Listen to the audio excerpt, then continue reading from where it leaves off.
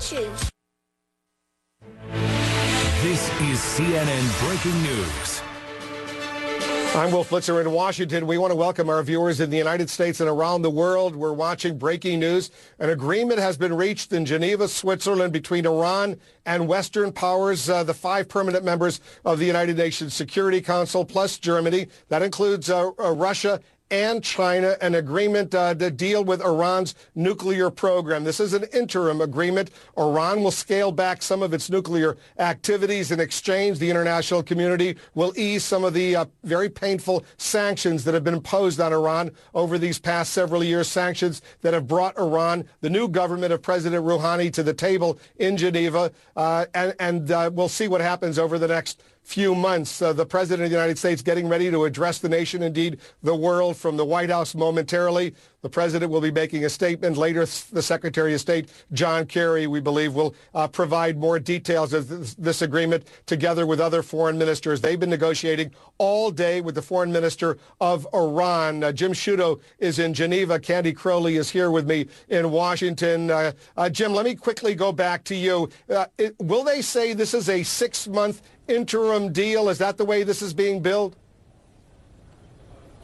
We believe it will be an interim deal. We don't know that it's 6 months. That had been the time span discussed leading up to the end of this agreement. And it's interesting, Wolf, I should note, there's already a disagreement, at least in the description of the terms of the deal out there. An Iranian official saying that that Iran's right to enrich is recognized in this agreement, whereas U.S. officials have said there is no official recognition of that right to enrich, which may be the diplomatic ambiguity that administration officials have been talking about coming in, that the West is willing to say that Iranian people have the freedom to have a peaceful nuclear program, but we're not going to formally recognize a right to enrich because we don't do that for any country, whereas this is very important for the Iranians to feel they have that right recognized. And Western officials have said, well, they can claim it. We won't necessarily dismiss that or deny that. And this may be how they squared that circle, in effect, of making both sides happier on that question of the right to enrich, the key question really leading up to these talks.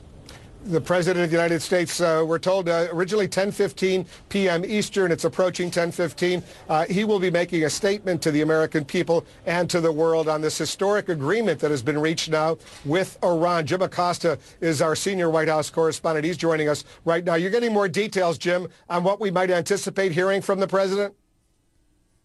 Well, so far, Wolf, just what we're hearing from a senior administration official, and it's what Candy and Jim were reporting earlier. It's what I heard earlier this evening from the senior administration official, that this does, in their view, halt the progress of Iran's nuclear program, including that key facility in Iraq, neutralizing that 20% stockpile that has also been really at the heart of some of these disagreements up until this initial interim agreement.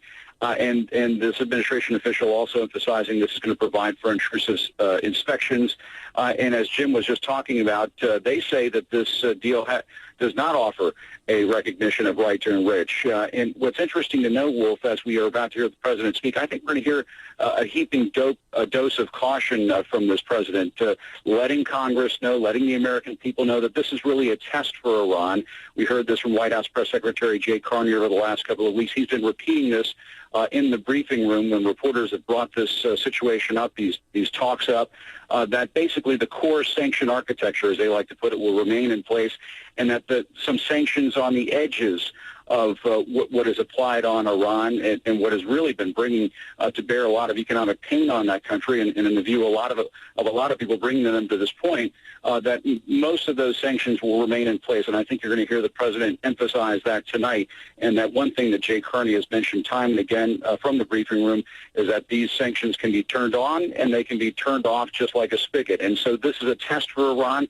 If Iran shows that it is not holding up its end of the bargain, expect President Obama to say later on, in just a few moments from now, that these sanctions can be cranked back up, Wolf. Stand by, everyone stand by for a moment. We will be getting a 2-minute warning from the White House before the president goes to the podium there. We'll take a quick break. Much more of the news right after this.